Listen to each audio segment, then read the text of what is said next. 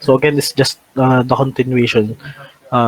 So yung last natin na-discuss, yung methods ng or methodology ng pagsosolve ng problem, ano. And now,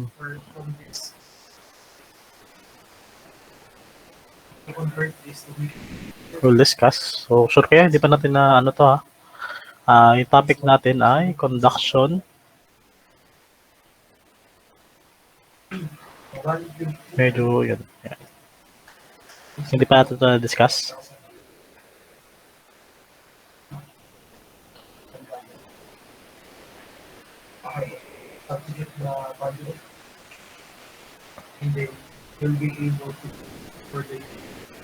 Yeah, so let's say, yan, may nagsalita ba?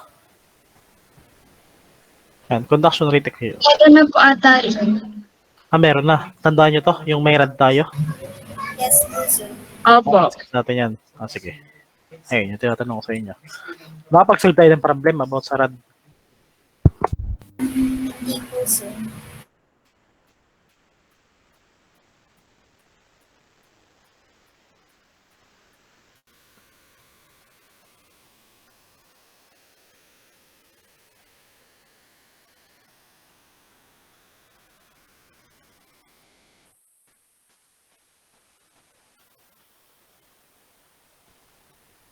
Tandaan nyo yan, yung may ganyan, T1, T2. Tapos siguro pa sa inyo kapag insulated. Yes po, sir. Okay. Ito tayo dyan. Hindi sabay-sabay yung aking.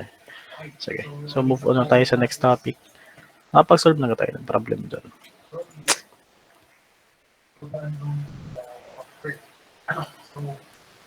Nasagutan na ba natin to?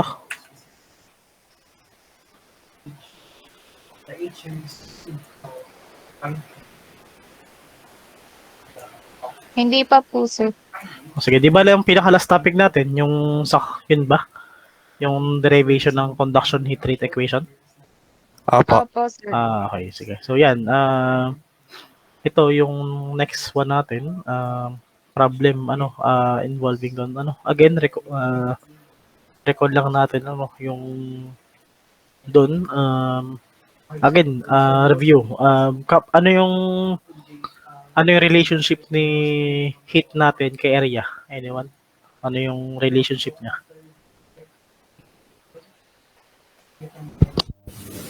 Directly proportional po, sir. Ayan, very good, directly proportional. Si delta x, yung thickness natin, Directly proportional din po. ay yung thickness Hindi po pala. anong thickness natin? Inversely proportional po. Inversely proportional, and yung delta t, Proportional po. proportional. Ayan, so very good. So ayan, for our problem here, an aluminum rod and copper rod, so apply lang natin yon, yung di ba doon natin na derive, i-recall ko lang doon sa formula na yon, di ba yung K natin sabi ay directly proportional siya sa una is sa area, then delta T, and yung delta X, now we can say, sorry, hindi pala to K,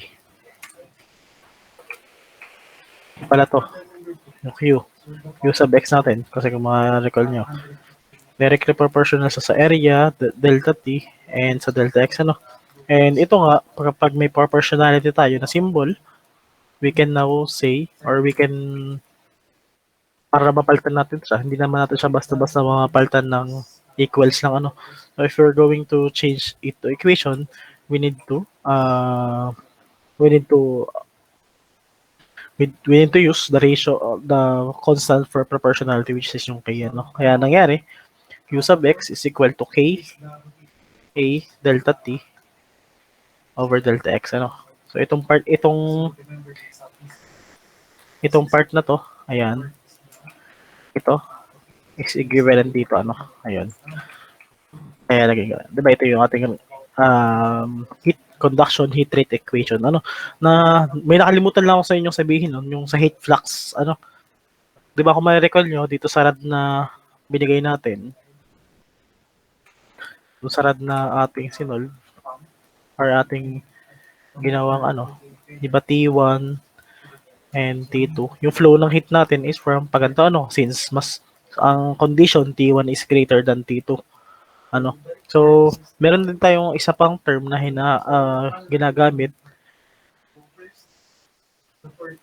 or yung dito na tinatawag nating heat flux. Yan, Q prime X. Na ang equation naman yan ay negative KA dt over dx. Or ano pa yung isang term na ginagamit dyan. So, bakit may negative? Kasi yung di ba itong dt ay change in temperature? Na itong dt na to, automatic to na T sub 2 minus T sub 1. Kaya may negative siya dito. Ito na lang, meaning ng negative sign na to, meaning ay yung flow ng heat natin is from hot to cold. From hotter object to cooler object. Kaya nangyayari, this represents or meaning lang ito is naka T2 minus T1 niya. Kaya hindi ko pwedeng makita na yung formula ng Q sub X nyo ay kapag ka dt over dx, negative yan.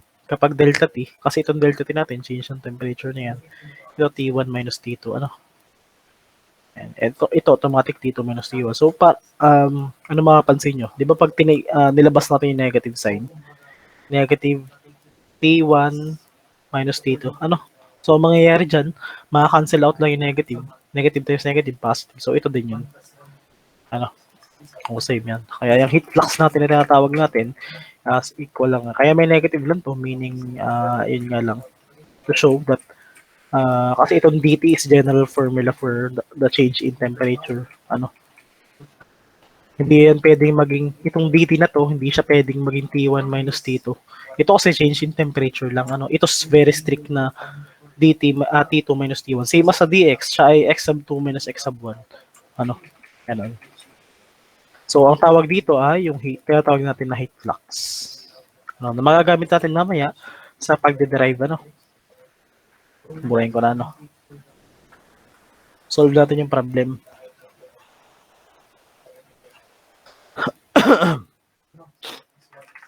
So, yan. Sa problem, an aluminum rod and a copper rod of equal length, 2 meters, and cross-sectional area 2 centimeters squared are welded together in parallel. So one end is kept at a temperature of 10 degrees Celsius and the other at 30 degrees Celsius. So calculate the amount of heat taken out per second from the hot end. Knowing the thermal conductivity of aluminum is 200 watts per meter degree Celsius and copper of 390 watts per meter degree Celsius. And so first step sa known. Sino pwedeng magsagot sa known? Anyone? Anong known natin dito? Again, pag maglalagay tayo nun, walang specifics, parang in general. Sino pwede magsagot? Anong known natin sa problem? Yung paano tayo nag-example before.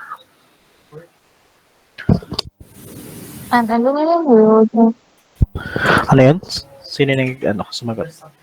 Sino yung sasagot?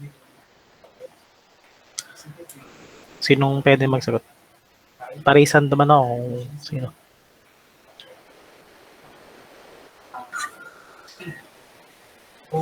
First, kailangan nyo lang din is to convert the RPM or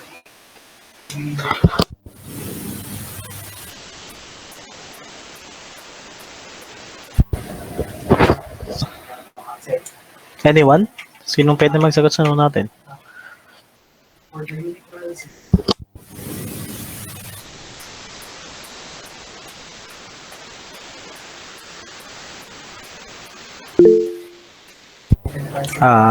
Michael.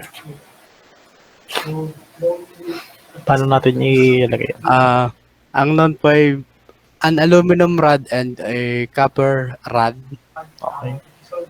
is prescribed of equal length, cross-sectional area, and temperature. Temperature. And ano pa isa? Thermal conductivity. Ayun. Thank you. Michael. So, pero may kulang. An aluminum rod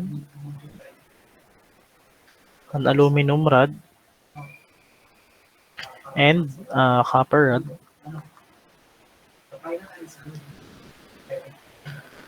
of equal length. Pwede na sabihin of equal length. Ang kulang sa sinabi ni Michael ay hindi niya nabanggit na that are welded together. Kasi key term yun, that are welded together in parallel. So, mahalaga tong part na to. Welded together in parallel. So, mahalaga siyang ma-state sa noon natin. Ano? In parallel with prescribed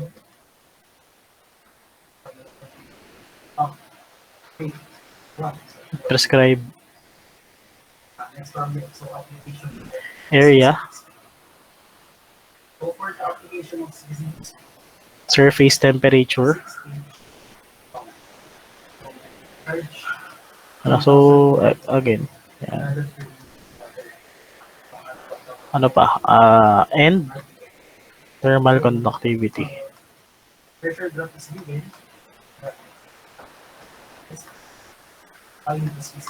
So, ayan. Okay na tayo sa noon. Ano? Next one. Anong ating second step? Yung find. Anong find natin dito? Orlando. The amount of heat taken per second po. Okay. Very good. The amount. Oh, diba? May points na agad tayo. The amount of heat taken out per second. Take note. So, 10 must be RPM. Each must Lagyan na natin from the hot end. Meaning, yung hot end natin, yun yung may mas, nandun yung 30 degrees Celsius, ano. So, siya yung mas mainit sa dalawa. So, for the schematic diagram, so kung i-analyze natin, is what? And so, we need to find that. schematic diagram, So, saan natin kita nyo naman parallel, ano. Alam nyo naman, yung mga connections, ano, kapag series yan, ibig sabihin magka-connecta yung rod. Kapag parallel yan, ibig sabihin magkapatong. Ano? So, we can represent this one. Ano? So, schematic natin, dito natin ilalagay yung details, complete details ng, ano, parang ginawa natin dati sa wall, ano. So, paano natin gagawin yan? Sasabihin natin na rod. Imagine nyo na, welded siya in parallel, ano. Ayan. Sabihin natin, siya si copper, and siya si aluminum. Ano? Then, ayan. Sabihin natin nakaganyan. Ano? So, anong binigay? Binigay yung length niya na ginanyan ko na lang para kunwaring welded, ano, 2 meters. Anong binigay pa? Cross-sectional area. So, the area is 2 centimeters squared. Ano? 2 centimeters squared. Ayan. Okay. Next one. Binigay yung temperatures natin. So, gawin na lang natin hot end lagi sa kaliwa. Ano? Para from left to right tayo. So, 30 degrees Celsius. Ito si 10 degrees Celsius. So, yung flow ng heat natin is from higher to lower temp. Ano? Or Q sub X natin. Ano pa? O, tayo nakalimutan na, no? So, after schematic diagram, we will now proceed to the assumptions.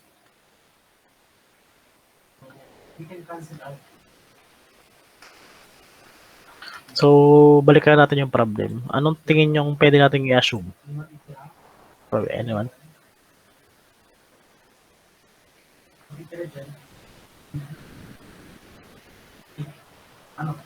So, the final limit for the size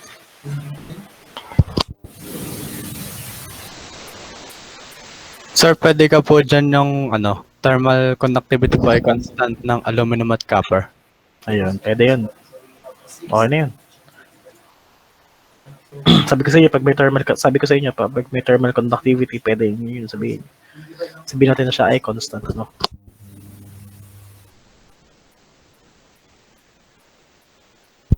So, thermal conductivity,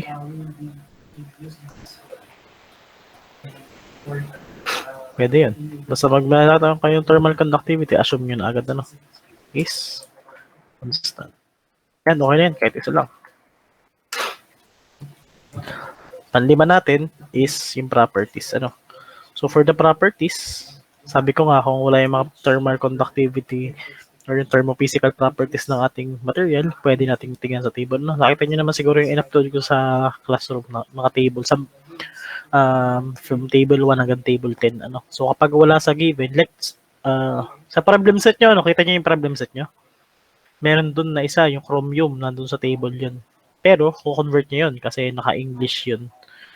Ang given sa table, watt per meter Kelvin. Ang kailangan nyo English. So, you'll need to convert it in BTU per hour. Yung gawin nyo English yung thermal conductivity. So, yun naman ay series of conversion factors lang. So, for the properties, kapag wala nga, sabi ko, sa table titingnan. Pero in our case, in this problem, binigay yung thermal conductivity, which is, ayan, nakikita nyo naman, thermal conductivities for aluminum and copper, which is 200 watt per meter degree Celsius and 390 watt per meter degree Celsius. So, lagay lang natin. K ng aluminum is 290 watts per meter degree Celsius. And K ng copper is, 200 pala.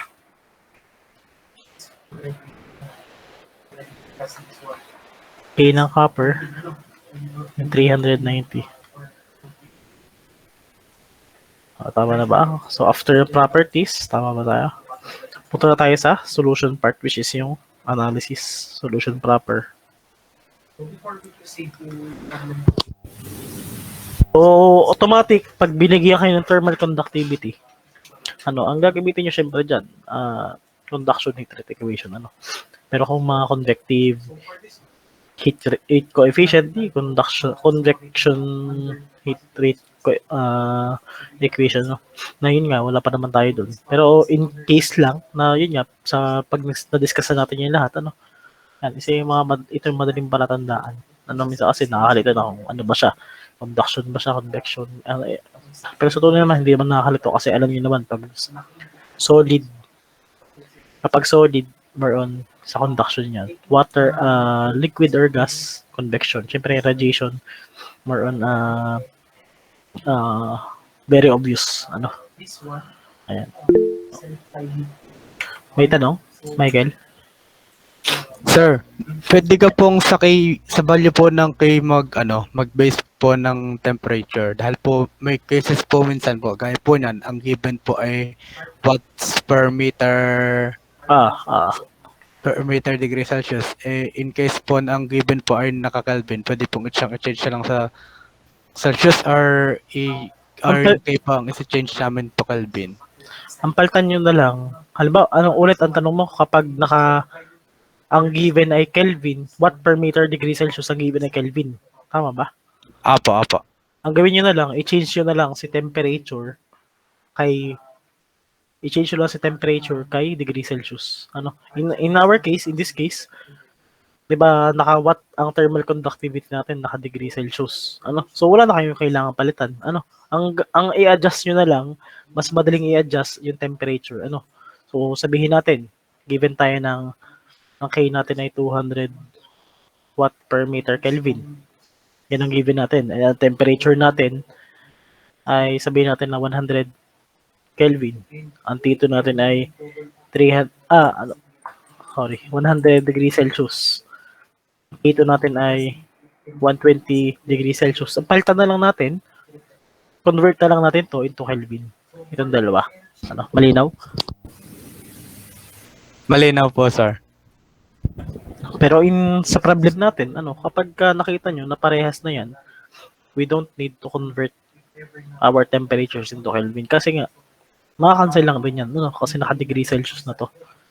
Okay? Sir, addition lang po. Ang value po ng ating heat transfer, lagi po namin ko-convert to watts or pwede pong kung ano lang given na nandun. Kung naka-English yan, automatic, kung naka-metric pala, automatic watts yan. Pero kung English tayo, wag nyo ipipilit na watts, Pwede yung, pwede yung horsepower ang sagot. Ang Q natin. Pwede yung horsepower yan. Kasi horsepower yung English. Parang pinaka-standard sa English in terms of feet. Ano? Sige po, okay na po. Thank you po. Or pwede rin BTU per hour. Pwede rin yun. Diba ganyan yun? Diba counterpart ng watts ay horsepower? Ano? Alam niyo naman yung conversion ng dalawa. Ngayon dun sa binigay kong problem set, naka BTU per hour. May conversion yun, yung BTU per hour. Huwag kayong malilito. So ano to? Diba ito? Itong BTU per hour siya, ito ay unit ng power. Bakit power? Diba ito ay energy.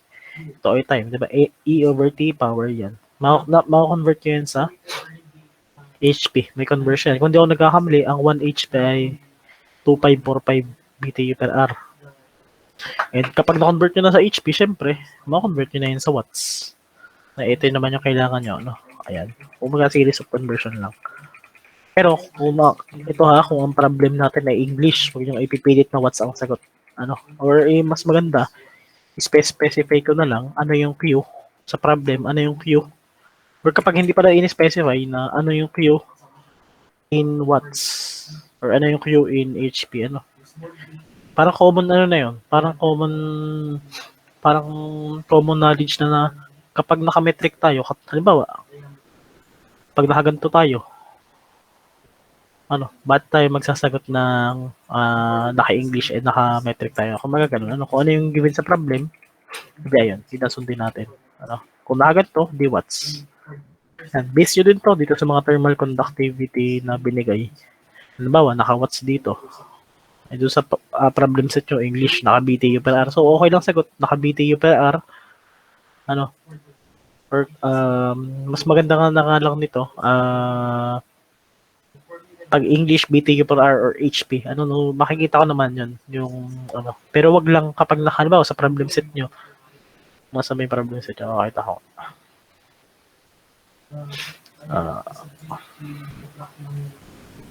Ito, partial problem set lang, ano. Katulad dito, hinahanap ay determine the net heat transfer per feet of pipe. Ibig sabihin, ang unit nito ay pwedeng BTU per hour or pwedeng ito BTU per hour or pwede siyang HP. Ano? Mas dito sa number 1, ano, automatic, tingnan nyo, naka-inches to. Naka-inches. Ano? Kumbaga English. So, dapat ang sagot natin dyan, hindi watts. Ano? Either BTU per hour or either HP. Ano,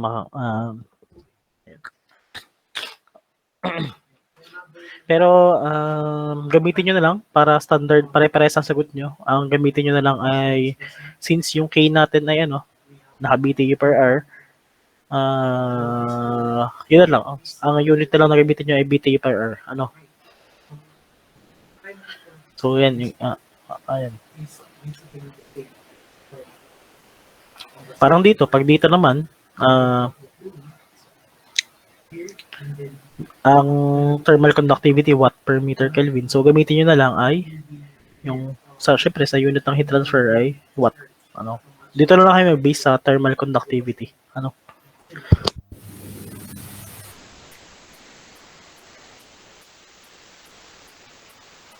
Dito, ano? So, for the analysis part, since conduction process nga tayo, we can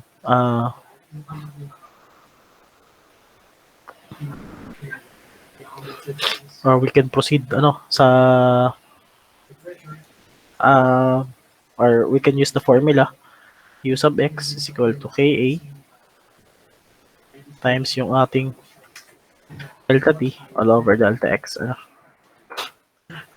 So for U sub x, ayan, check muna natin sa given kung okay na K natin or yung area natin meron na pero mapapansin nyo sa ating thermal conductivity, syempre ma-realize natin na centimeters to.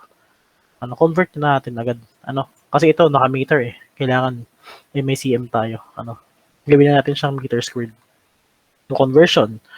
Sa isang metro, merong 100 cm. Tapos, may square. Di square nyo lang. Ano ang sagot natin? Ilang meter squared?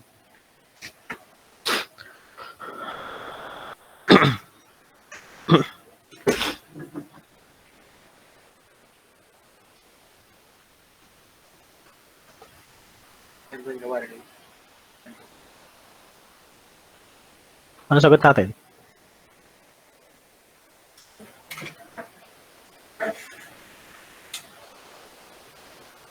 0.0002 po. 0.002. So, 0.0002. what is the activation? Yan ka. Parang kulang. Tama ba? Kulang po isang 0. Ayan. Meter squared, no? Or hindi ba kayo mas convenient pagka sinabi natin na 2 times 10 raised to negative 4? Mas madali yan, ano? Tama ba? 1, 2, 3, 4. Ano? Ako kasi minsan, mas convenient ako pag naka-scientific notation. Kasi minsan sa calculus, baka magkulang pa kayo ng type ng 0, ano? Baka magkamali pa tayo. Ayan. Nalabas naman sa calculus, pag multiply nyo to directly, lalabas na nakaganto na, ano? Pero kayo, nasa inyo yun kung saan kayo nasanay. Sa akin naman, mas convenient to sa akin na, ano. So, may area na tayo na naka-meters. Delta T natin, meron na 38 degrees Celsius sa 10 degrees Celsius. Delta X natin, ang pinaka-delta X natin dito, yung 2 meters, ano. So, problema na lang natin, okay na to. Yung K natin. Ano? Sir, anong gagamitin na K? Kasi, dalawang K eh. Aluminum at copper, welded siya in parallel. So, what will we do? Ano?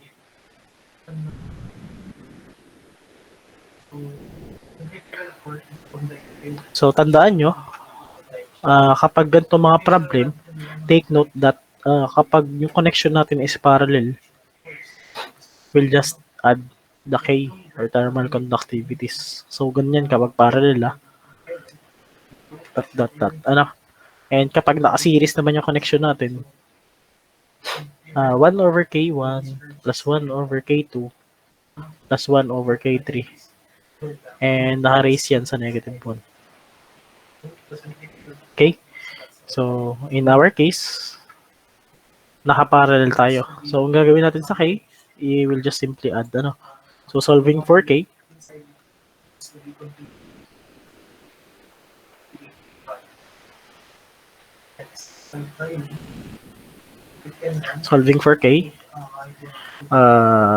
ano to gawin dito? K ng aluminum plus K ng copper. Ano? So, ayan. 200 watts per meter degree Celsius plus 390. Ano? So, our answer is 590 watts per meter degree Celsius. Ano? Ayan. May K na tayo. So, we can now substitute the values dito sa ating general equation. Ano? So, 590 watts per meter degree Celsius multiplied by the area na 2 times 10 raised to negative 4 meter squared times yung ating temperatures na 30 and 10. Ano? So, 30 degrees Celsius minus 10 degrees Celsius.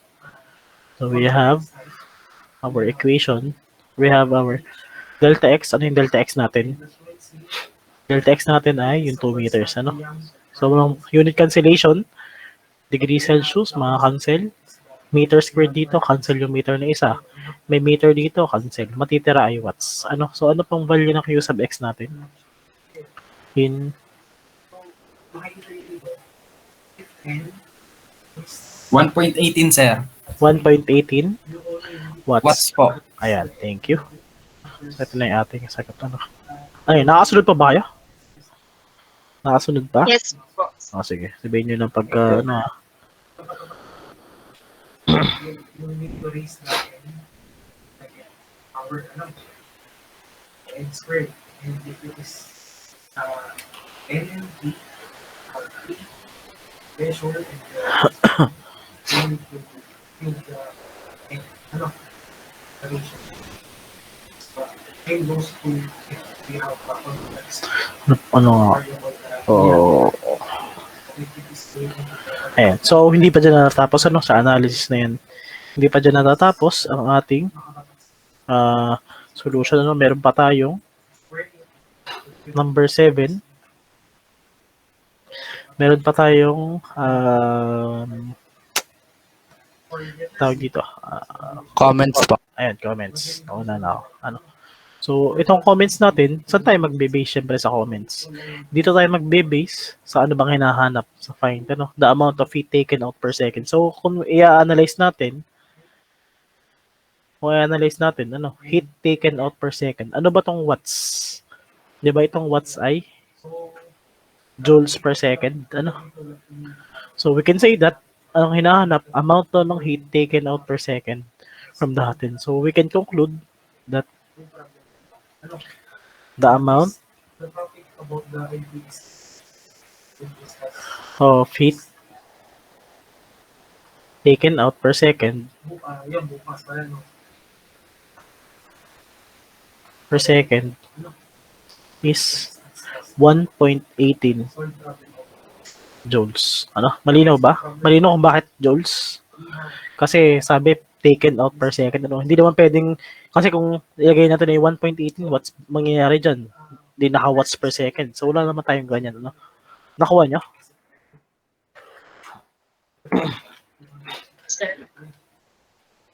this shirt is 200. So find the percentage. So take note, if ever may given 30 centimeters.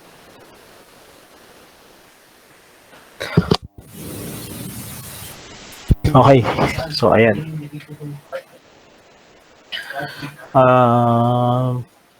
Diameter, May tanong pa ba kayo na gets?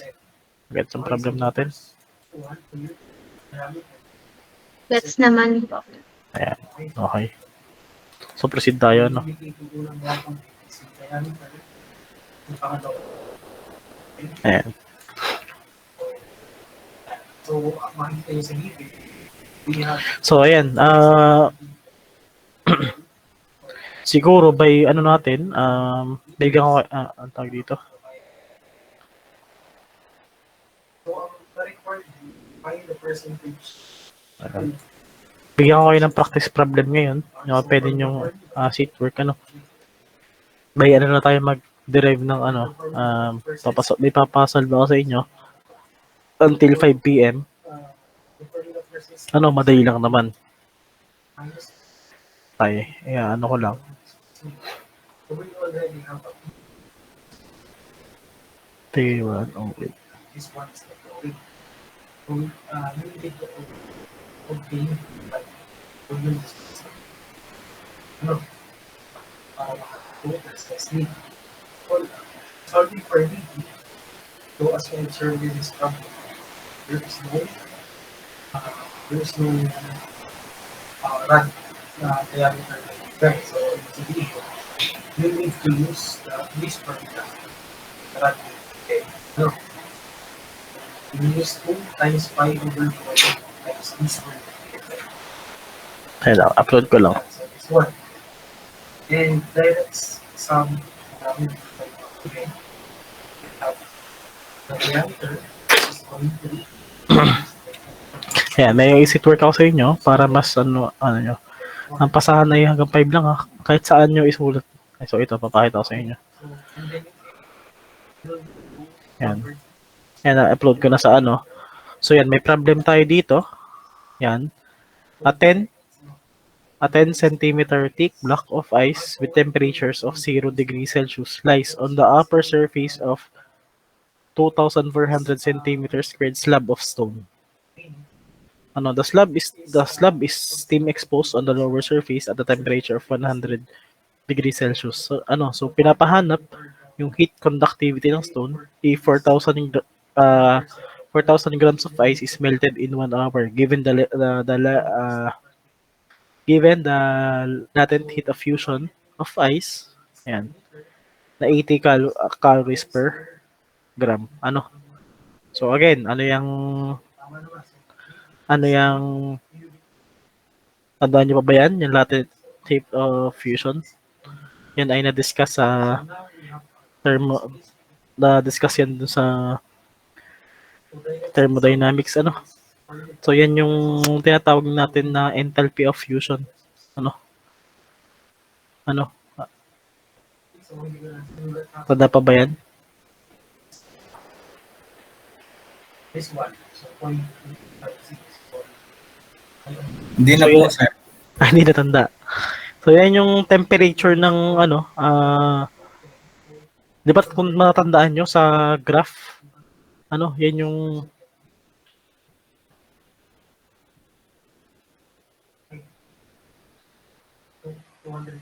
yan. Ito nga, recall natin. Di ba may, di ba ma-recall yan? Di ba sabihin natin, meron tayo dito thermo 1 to eh. Temperature. Sabihin natin yan yung temperature. Para yung heat. Tapos, may graph tayo dyan. Di ba, ibig sabihin yan,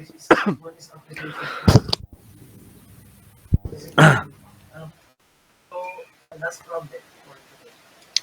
So all about sa activity. ayan, di ba yan di ba ito yung sa solid. Meaning, nataas ang temperature, pataas din ang heat, And bago siya mag-turn into liquid, magiging constant yung temperature niya. Nandito yung latent heat of fusion.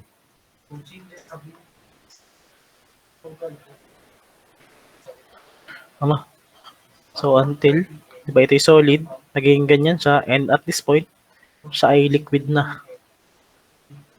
And syempre, bago maging gas yan, magiging constant ulit yung temperature niyan. Yung parang bago siya mag-change of phase, magiging siya, latent heat of Kasi you already have first vaporization. at what are the configuration And then, ayun, magiging gas na siya. And ito, yung parang mga, superheated gas. Kapag patuloy na uminit yung ating, So, ayan, yung meaning lang yan, yung ating latent heat of fusion, siya yung meaning yung,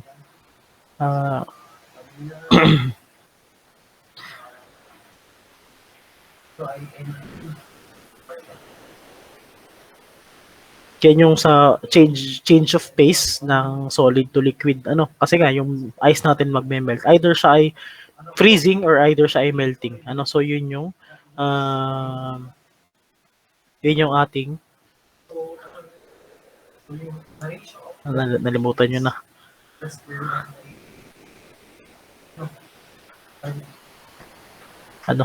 Again, sige, para yan. the ratio of the pH is per ppm or unit. What is the Dapat ma-recall nyo yan, kasi kailangan natin yan sa so sometimes so we have some problem nila like this one. So 500 mo siya pagpapalitan. So you only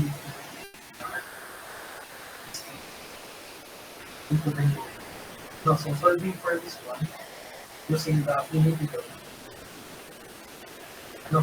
So we already have yan. Ang formula natin dyan, dito, sa latent heat of fusion na, ito, Q is equal to ml.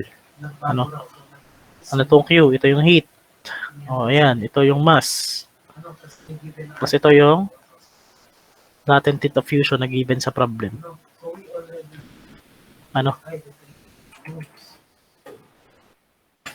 Recall nyo yan sa thermodynamics, So, kung mabalikan nyo yung problem, ayan, binigay naman yung mass ng Mas ng ating mas ng ating ice na na-melt, ano, tapos binigay din yung oras, ano, binigay din yung latent heat of fusion, ano, di kayo nang bahala. Masosolve nyo dyan yung Q nun. Ano, yan. Yan. And mapapansin nyo, a 10 cm thick block of ice, ibig sabihin yan, ano, magkapatong yan, ano.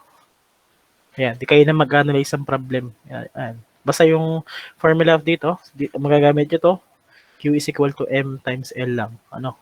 Mass times yung latent heat of fusion natin. Yan, calories yan. Calories per gram to. Calories per gram. Ano? Convert nyo yan. Convert nyo. Ano ba yung calories natin? Saan natin siya pwede i-convert? Convert nyo yan into joule. Ano? Di alam yan. 1 calorie natin is equivalent to 4.184 joule. Ano? Ayun, di sagutan nyo, ano, application lang yan ang problem natin. No? Di ang submission ay until 5 p.m. Okay? Pa-analyze ng problem, ano. Yan. Binigay yung area. Yan, no. Binigay yung area, binigay yung mga temperatures, binigay yung thickness ng block natin. Ano? Analyze nyo, madali lang yan. Ano? Okay? Ayan, sige. Kahit saan may tanong ba? May tanong kayo? So kahit saan isusulat, ano, kahit sa notebook or ano, and pa-upload na-upload ko na sa classroom, ha. So pa-upload until 5 p.m. ano. Kaya yan. Kahit ano, kahit wag niyo na isulat yung problem, direct solution na lang agad, ano. Known, find, schematic, ano. Okay? Any questions? Sir, may tanong lang po ako. Ano yan? Sir, ika-clarify ko lang kung yung ang area po ba ng pipe ano, pang circle ho. Area ng alin? Area po ng pipe. Pipe. Area ng pipe. Opo. Kung Paano pa? circle po yung gagamitin. Oh, Yung pipe. area ng pipe, circle. Oh. Sige po, sir. Sige po. Okay. Ayan. Okay, sige, ano na. Pwede na tayo mag-submit, ano. Antayin ko na yung sa seatwork nyo, ano. So, ayan, saan papasok yung seatwork nyo? Kasama yun dun sa activities nyo, ano, sa 20% ng grade nyo, yan, seatwork and problem set, ano. Connectahin natin yan, ano. Yan, para practice problem lang. Medyo challenge lang kayo ng konti, pero yun. Analyze yun, madali lang yan. Okay? So, sige, bale, kailan na next meeting natin? Naiba kasi yung schedule ko. Hindi naman siguro ng changes sa schedule natin, no? Classroom.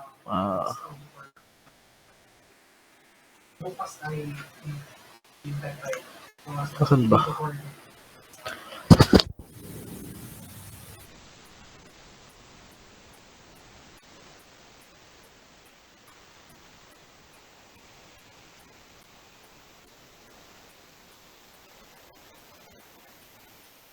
Sige. Bale, by next meeting na tayo tuloy natin yung discussion din yan. Antayin ko yung seatwork nyo. Okay? So, thank you everyone. Thank you po, sir. Oh, sir. Sige po, sir. Sir.